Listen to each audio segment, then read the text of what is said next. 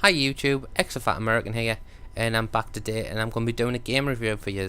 The game I'm going to be doing is I'm going to be doing a review on Watch Dogs because I recently made a video where I gave it quite a lot of bad feedback, but now that I've had them problems resolved, it's given us a chance to really play the game, get into the game. So I thought what I'll do is I'll come back, I'll give it a review and just basically let you know what I think of the game, my honest opinion. Now again, my views might change towards your own, so if you have played the game, your views might be a little bit different to mine, but like I say, what I'll do is I'll split it down into small sections. We'll score each section, what will give us an overall at the end. If it's over a 5, basically go out, buy it, try it, have a little bit of fun with it. If it's under a 5, I would say basically don't bother wasting your money. So like I say, we'll get straight into it. We'll start off with the campaign, the story mode. So what can I say about the story of Watch Dogs then? There was a lot of good moments. The problem is they came towards the end. The one big thing what was happening through the story, it seemed to be dragged out for quite a long time. It's like we were constantly waiting for something to happen and that big bomb to go off, but in the end you just realised that bomb was a bit of a dud because nothing really happened. It wasn't really a good ending, it wasn't a bad ending, and like I said, any of the good parts of the story did come towards the end. Like I said, what you expect would happens, if that makes sense. I don't want to say too much because I don't want to give any spoilers away for anyone what hasn't played it, but it was a little bit of a letdown. They could have put so much more in there and they didn't do that. So for that reason alone, I'm going to score this as 6. The next area we're going to go into is we're going to go into side missions. Now again, I did find these quite good fun. You've got a few variations in there. You've got the gang hideout. Basically it is what it says on the tin. You go in rather guns blazing, or you can go in very sneaky and find your man that you need. And personally I used to just like going in there guns blazing, take everyone out, find your man and complete the mission. Again, you've got your fixer contracts. Basically it is what it says it is. It basically you get contracts where you basically go out and you have to find people, hunt them down and kill them, normally kill them or capture them.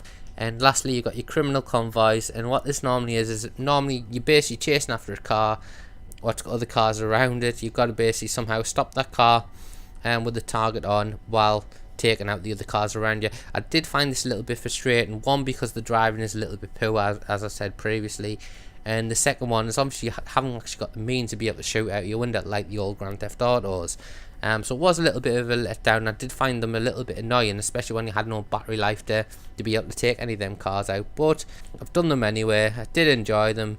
So on this one I'm going to give them a rating of 7 for side missions because I did enjoy it. Again, it was basically very similar to the campaign, but it just basically had a little bit more to it than what the campaign had in it.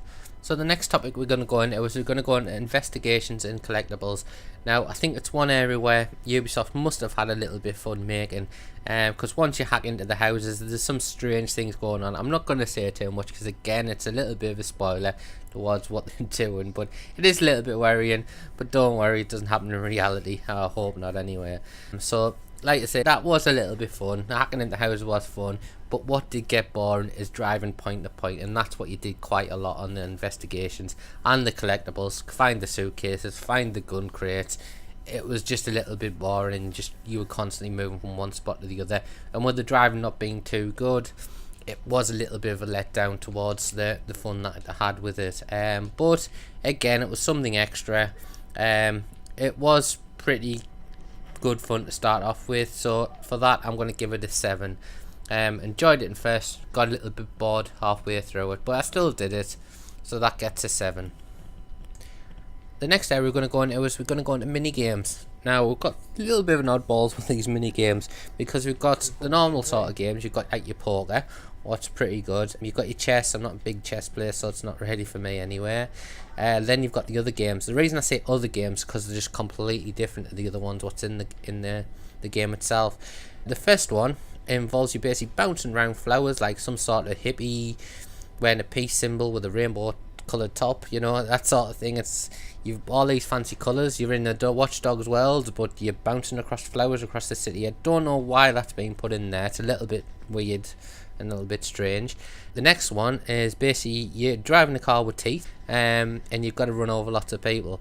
So again, a little bit violent, a little bit strange. Doesn't quite fit into the game, but it's in there anyway. Will I play them? Probably not. The other game is basically, we're going back to the 80s, we're going back to Nintendo.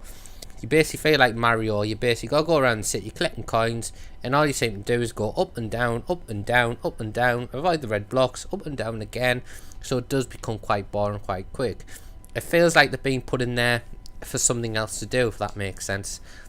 So a little bit strange, but they're in there. Will I be playing them? No. For that reason, I'm going to rate it at a 4. I think mini games is going to get a 4 on this one because it is quite low on the list. It's not something I'll be playing very often. So the next thing I'm going to go over is I'm going to go over graphics and computer AI. I'm going to start with the AI because I quite like the AI actually. Like you say, you'll see them doing a number of things. They could be standing together smoking in a back alley. They could be leaning up against the wall kissing in a back alley. Just leaning against a fence. Sitting around a fire. Rapping, painting the house, painting the fence. They just seem to be doing absolutely all sorts. So I'm quite impressed at how much work they've actually put into that. They're a little bit slow at times. Yes, they'll run in front of your car instead of moving out the way. But I suppose a real human, how would they react? So would they walk into it or walk out of it? So that's one of the things. The AI are a little bit daft. Yes, they still get stuck on curbs or against walls, or they beg for no reason. Now, like you say, you'll see a number of things happen with them, but the thing is, they're doing something different. Grand Theft Auto, all they used to do is walk around the streets, backwards and forwards, and that's all they ever do. So I'm quite impressed at how much work they've done with the AI. Even when you're walking along the street, you might be able to, like, you can basically bump into them, and they'll recognise that you've actually bumped into them and say something. So it's quite impressive. Graphics now. All I'm going to say on this one is I am impressed by the graphics. Yes, we all seen the E3 trailer. The game looked completely different, and I know there's been a lot of complaints about that, and that's why I'm going to probably mark this down a little bit. But the graphics are good. There's odd textures. You might look at box textures and stuff like that, and they look a little bit cartoonish. But apart from that, I think they've done quite a good job, especially with some of the buildings as well, because there's a lot of detail gone into the buildings. So quite impressed. But I understand where a lot of people are coming from. It's like buying a Rolex, find out 2 weeks later it's a fake. You basically thought you were getting something you weren't. So I can understand where people's coming from. So for that reason, I'm going to give a 6 on this one. So that's for the AI and the graphics. I'm going to give it a 6. I think they've done a hell of a job with it. But because what we've seen and what we got was 2 different things, obviously I'm going to mark them down on that as well. So that's my rating. They get a 6 on that. So the next area I'm going to go into is I'm going to go into the driving and the shooting. Now, as you know, I've already complained I think twice in this review about it. The driving is horrible. It just feels slow. It doesn't feel like the rest of the game does. It feels like you've got lag when you haven't got lag, if that makes a lot of sense. If you go left, it takes a split second to go left. If you go right, it takes a split second to go right. The slowdowns, you do get slowed down, so you can slow down if you're trying to turn the corner faster, hit one of the hack points or whatever. It is handy. I have found myself using that, especially when going around tight bends, because I know if I try and brake and turn, a lot of the time I'll just slide into the wall or whatever. So it does help, especially when you're trying to get down one of them little alleys. The shooting, I did give it a bit of a bad review first, but once I got used to the shooting, I quite like the shooting.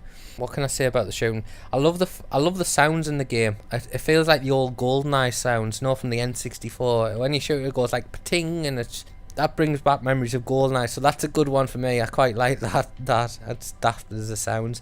The other thing I like is I like the fact you can slow down shots, so you can take the big officers out with all the body armor on easier by slowing down your shot, hitting them in the points you're supposed to hit them at, or trying to get them in the neck or whatever.